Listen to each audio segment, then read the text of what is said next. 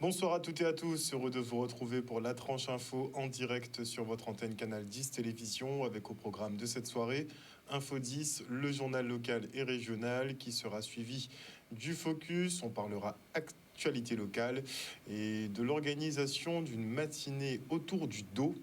Votre dos est souvent plein, votre dos est souvent très chargé. On a beaucoup de problèmes à ce niveau-là et donc on en parlera après la coupure pub. Mais pour l'instant, place au JT.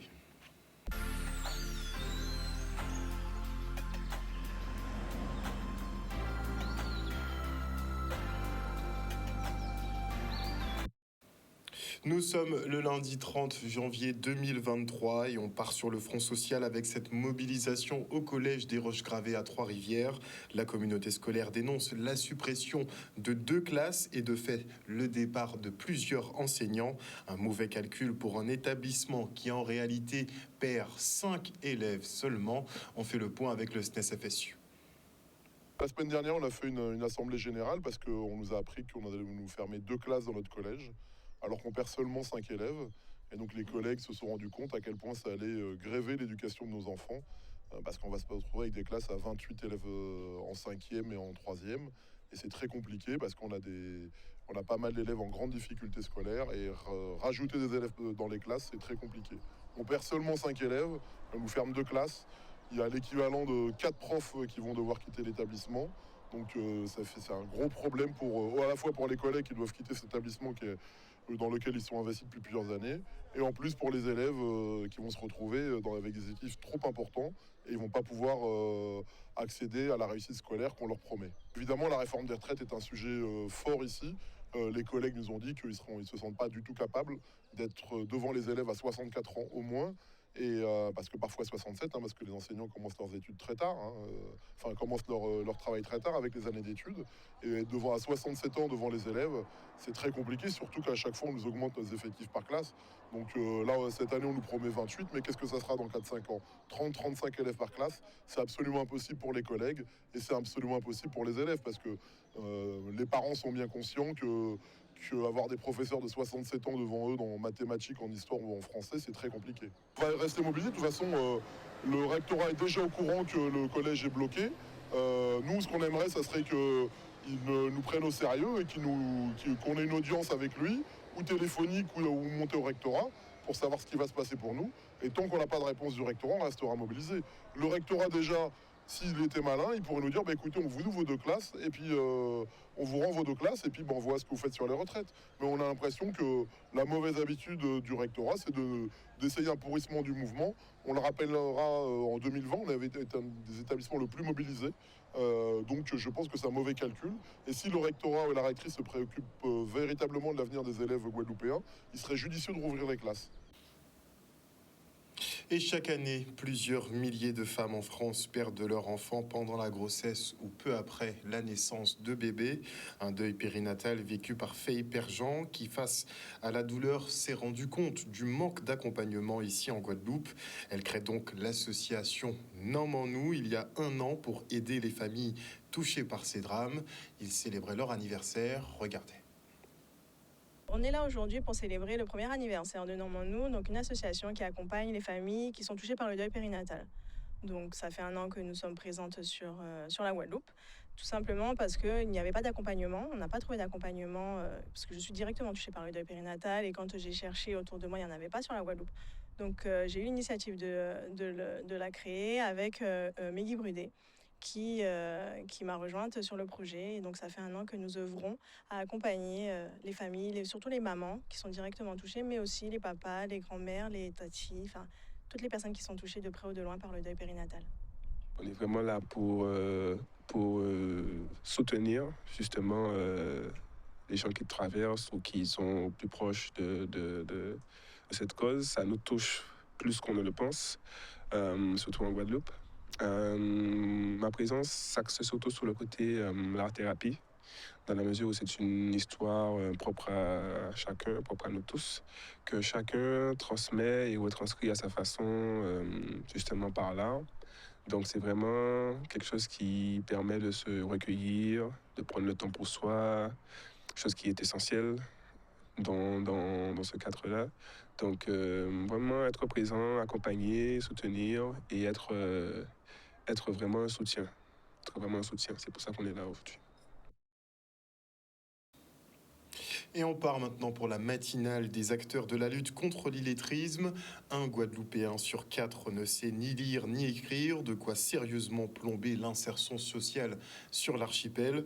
Le département et l'État entendent donc former leurs effectifs afin de détecter et mettre en place des stratégies de mise à niveau.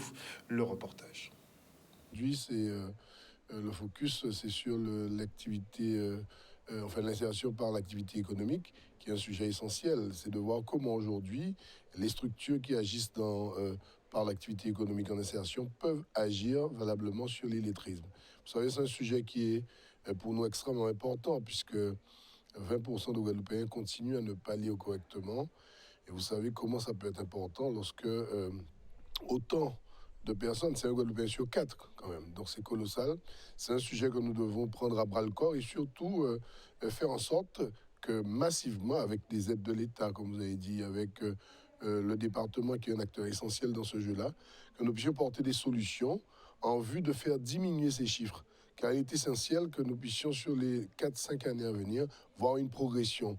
On ne peut pas se contenter de simplement faire des actions. Il faut qu'il y ait des résultats et il faut que nous passions de 20% à 15, voire 10 dans les prochaines années. Donc, cette initiative est intéressante. Le département y participe, le département finance cela. Et puis, au travers aussi de notre PDI, nous continuons à soutenir activement d'abord les entreprises qui agissent dans le champ de l'insertion par l'activité économique, mais au-delà de ça, financer des actions comme celle-là aujourd'hui pour permettre de faire avancer le sujet et réunir tout le monde. Il y a un sujet qui est extrêmement important également sur cette question de l'illettrisme, c'est la mutualisation des moyens. Travailler ensemble, faire en sorte que tous les acteurs soient en capacité en même temps de pouvoir agir valablement.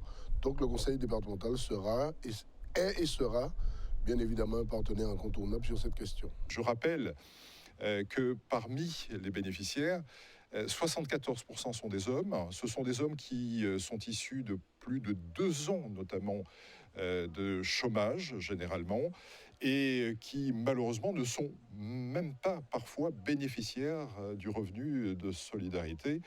C'est donc dire que nous avons un vrai cheminement à porter, puisque très souvent ils sont sur des besoins liés en matière de logement, en matière d'habillement, avant de pouvoir en effet penser à la suite sociale qui les attend, c'est-à-dire parvenir à trouver un emploi stable et pouvoir ensuite, bien sûr, répondre aux obligations de société. Eh bien, lutter contre l'illettrisme, c'est lutter contre la fracture sociale, c'est faire en sorte que tout le monde soit dans le même wagon, qui soit capable également de pouvoir suivre la même direction de la stratégie de développement économique d'un territoire, et c'est faire en sorte en effet que nous puissions avoir une harmonie, un équilibre, un destin commun au travers, je dirais, de ce beau territoire, parfois tumultueux, parfois turbulent.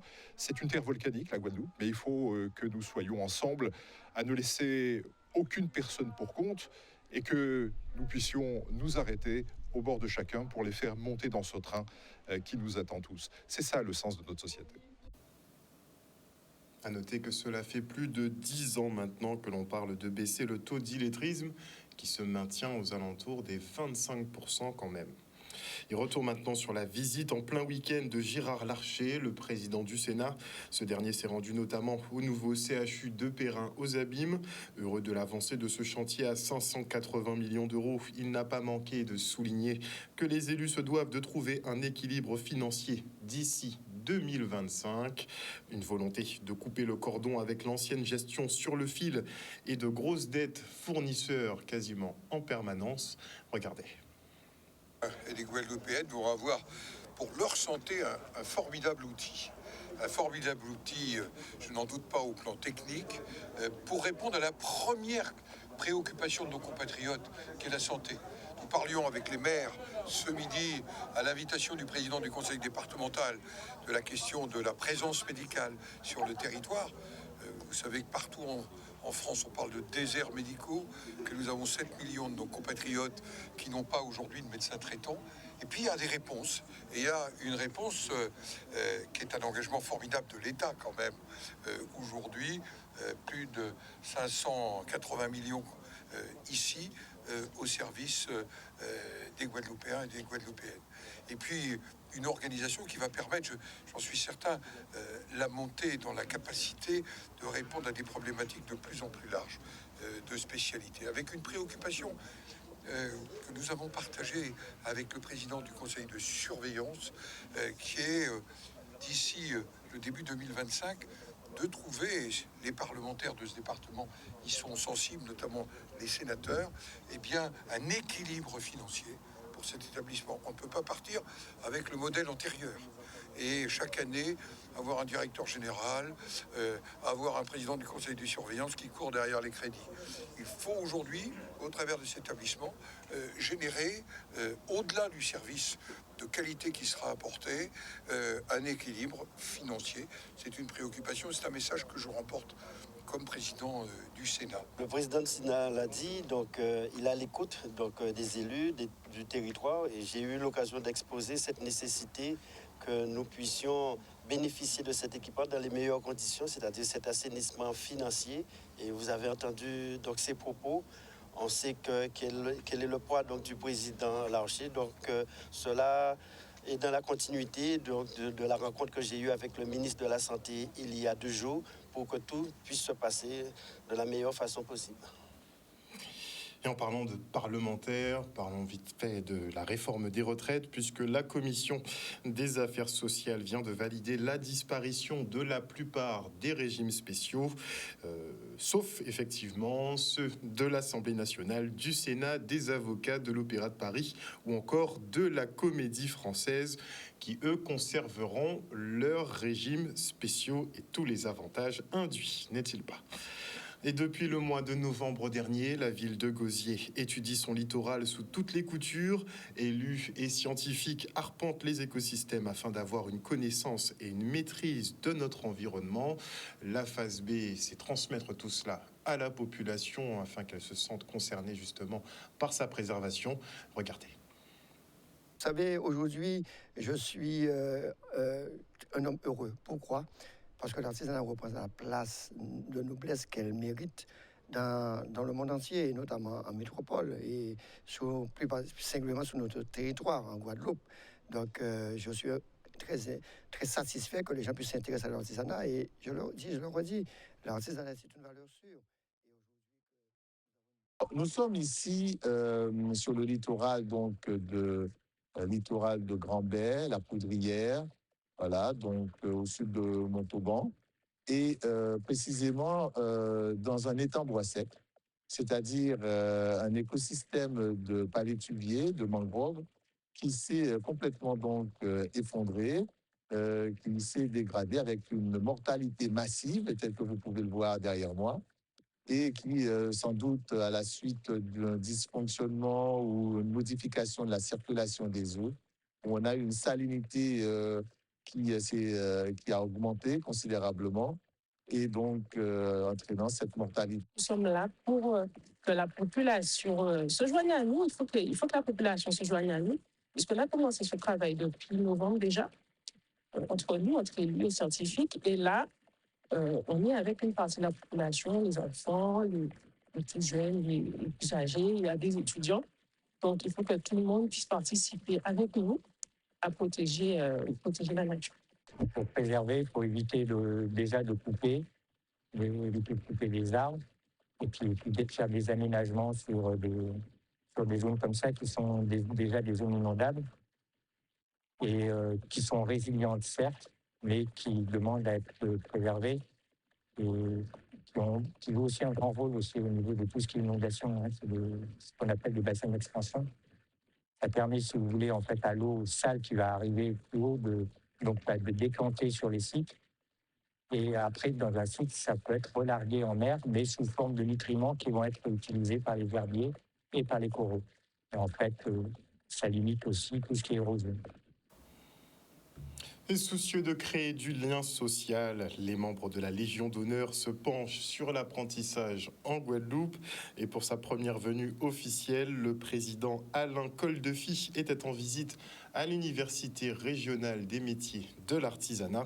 Le reste en images. Vous savez, aujourd'hui, je suis un homme heureux. Pourquoi? Parce que l'artisanat représente la place de noblesse qu'elle mérite dans le monde entier, et notamment en métropole, et plus singulièrement sur notre territoire, en Guadeloupe. Donc, je suis très satisfait que les gens puissent s'intéresser à l'artisanat. Et je le redis, l'artisanat, c'est une valeur sûre. Et aujourd'hui que nous avons une belle équipe, une belle gouvernance à la Chambre, M. Franck Lasserre et moi-même, et bien avec les autres membres de l'équipe qui nous accompagnent, nous essayons d'aller vers l'excellence et pousser les jeunes à se former, pousser les chefs d'entreprise à recruter. Et c'est en ce sens qu'aujourd'hui, nous avons 27% d'augmentation de nos apprenants. Et ça continuera. Il faut recadrer un peu la mission de la Légion d'honneur, qui est effectivement de s'occuper, de faire du lien social et de s'occuper en particulier de la jeunesse. Nous avons beaucoup de programmes avec la jeunesse. Le programme le plus important, c'est celui qui concerne l'apprentissage et qui se décline bien sûr dans tous les départements de métropole et d'outre-mer. Et chaque fois que je me déplace, et en particulier la Guadeloupe, où c'est la première fois que je viens dans ces fonctions, c'est pour moi très important de voir comment vous déclinez dans ce département insulaire, un peu loin de tout, mais qui a toutes ses ressources et ses richesses, comment vous déclinez l'apprentissage dans toutes ses dimensions. Voilà, c'est l'objet de ma visite, et je suis très content d'avoir rencontré tous ces jeunes, tous les professeurs qui les accompagnent. Et c'est encourageant, on va pas se mentir, c'est encourageant d'avoir du monde qui nous encourage et puis qu'on sait que si j'ai un projet demain, après, vu que j'ai des projets, je sais que déjà que j'ai du soutien et que voilà. Mais c'est toujours bien de voir que l'Human n'a pas été oublié et que voilà, on a du monde qui est derrière nous pour nos projets, pour nous soutenir, surtout pour soutenir nos scolarités et pour qu'on soit diplômé à la fin de l'année, c'est aussi ça. On parle de ce qui va mal, mais on ne parle pas de notre belle jeunesse. Et cette belle jeunesse, comme je l'ai dit souvent, c'est cette jeunesse qui a été prise en main par des enseignants, par des cadres, par des patrons, par un système, et qui a désormais dans la vie un projet professionnel qui est aussi un projet de vie et un projet de société. Rien de pire pour un jeune que d'être sur le bord de la route et puis ne pas savoir ce qu'il fait dans l'enseignement en échouant au collège, par exemple. Et là, partout où je vais, les jeunes ont envie de faire quelque chose, ils ont un projet, ils ne seront peut-être pas tout, mais l'ambition est importante. Et dans le même temps, j'appellerais la citoyenneté, qui fait que nos rapports dans la société française sont harmonieux. La citoyenneté, ça fait aussi partie du cadre dans lequel ils sont, de l'éducation qu'ils reçoivent. Et avec ces deux piliers, je reviens sur ce que j'ai dit tout à l'heure, je dis souvent qu'on a une belle jeunesse. Une belle jeunesse guadeloupéenne qui malheureusement doit souvent s'exporter à l'étranger pour trouver un travail et un salaire correct. Et le fonds d'Alca à Petit Canal lui accueille un nouvel ancêtre. Il s'agit d'Antoine Sopta, grand tambouillé et fervent défenseur du patrimoine guadeloupéen. Voilà 10 ans maintenant que le CIPN et la ville honorent cet acteur de la transmission. Regardez. Quand tous les années, et quand déjà 10 ans, nous mettons à l'honneur les grands tambouillés, les grands chanteurs, les grands danseurs qui portent un bitin au niveau à Goka pour la Guadeloupe. Et pour nous rester si Sopta, c'est un homme qui fait un lobitin, notamment au niveau de la transmission, au niveau à jeunes. Il travaille en lot avec les jeunes pour te montrer danser Goka, chanter Goka, battre un tambour. C'est l'un des premiers boucs qu'on a joué tambour à Sainte-Rose, puisque les parents étaient en association. Et c'est Antoine Sopta, Christine, Henri Delos, et eux qui ont joué. Et nous avons répété en bas, les parents. Moi, j'ai 4 ans toujours, mais grand sœur, moi, j'ai dansé. Ça fait chaud au cœur, ça me ramène beaucoup à mon enfance, parce que mon papa a toujours été, ça n'est pas une mode, pour lui, ça n'a jamais été une mode. Mon papa a toujours œuvré pour perpétuer les traditions de chant, de danse, de costume. C'était son quotidien, c'était sa vie, donc... une dizaine d'années après sa mort, ça fait du bien de voir qu'il est encore dans le souvenir des Guadeloupéens et puis qu'il a été jugé utile par le CIPN et la ville de Petit Canal de lui rendre hommage. Donc ça nous touche beaucoup, la famille est touchée par cette attention-là. C'est une grande importance parce que si vous partez là, quand il est là, nous partons là. Donc il était pour nous, et c'est comme ça que nous venons à fond d'Alca pour nous honorer les ancêtres. Retour maintenant sur la parade carnavalesque de ce dimanche à Goyave. Là, vous aurez un petit extrait de Pirouli Band, Reality Bimas, Vibration Matamba, Songessa, AMG, Masmoul Massif, Masmoul Po et Gimbo All Star.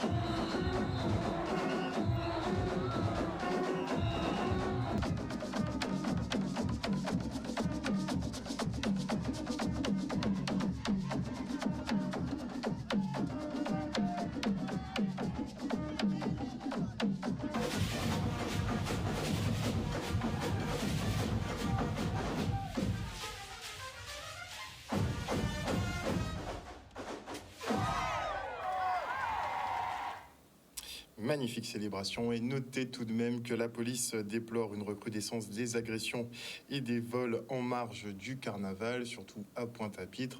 Donc faites preuve de sécurité, effectivement, soyez prudents quand vous sortez. Et mercredi à 20h, vous retrouverez Stanley Manicor pour Inside Mass, un Inside Mass qui sera consacré au groupe Waka de Basse-Terre, et il était effectivement à la parade du moule, pas de goyave. Regardez. On a réservé une belle surprise, donc du coup, à la marque de fabrique, c'est recouvrir les chaussures. Donc tu auras le plaisir de pouvoir faire cet atelier avec Chantal, qui est une spécialiste de chez nous. Donc voilà, on t'a déjà réalisé. Non, tu vas, voilà, l'avantage c'est que tu vas apprendre, voilà. C'est pas bon. Mais non, t'inquiète pas, tu vas être bien accompagné.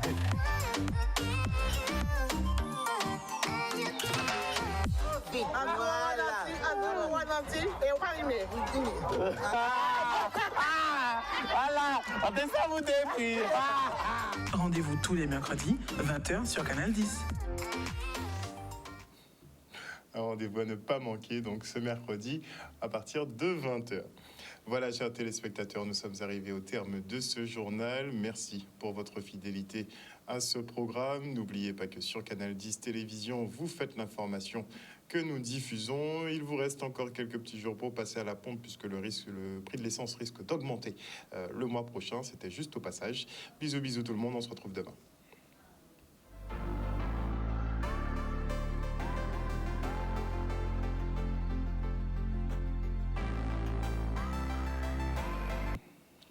À venir dans la tranche info sur Canal 10, le focus, on parlera actualité locale, et comme je vous l'annonçais en début d'émission, on parlera de dos, de problèmes de dos, comment vous aider un peu à résoudre vos problèmes de dos. On annoncera effectivement une matinée d'information en ce sens. Ce sera donc après la coupure pub.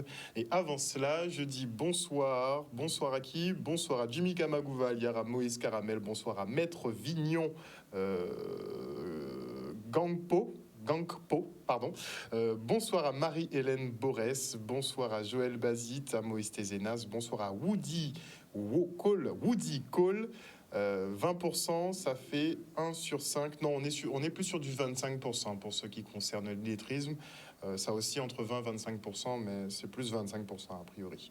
Bonsoir à Guadalba, bonsoir à Larry Choco. Non, pas Larry Choco, on ne dit pas bonsoir, toi tu vas dégager déjà. Bonsoir à Lina Wild, bonsoir à Marius Labissi, à Ghislaine Calrif, bonsoir à Perle de Carukira, bonsoir à toute la team info, au général Franck Abar, toujours présent. Bonsoir à Marie-Lou, à Miraculeuse Aline Montiela. Oui, c'est vrai que c'est une galère la langue française, mais bon, pour l'insertion, c'est nécessaire, c'est vraiment un prérequis et on a énormément de travail à faire en ce sens. Bonsoir à Spiwell BL, bonsoir à Raphaëla Duflo, bonsoir à Elisa Daffilé, bonsoir. Bonsoir en tout cas à tous ceux qui nous suivent sur les réseaux sociaux et vous aussi sur l'antenne de Canal 10. Je souhaite un joyeux anniversaire à Olivia Gatti-Belza. Prends soin de toi. Bisous, on se retrouve après la pub.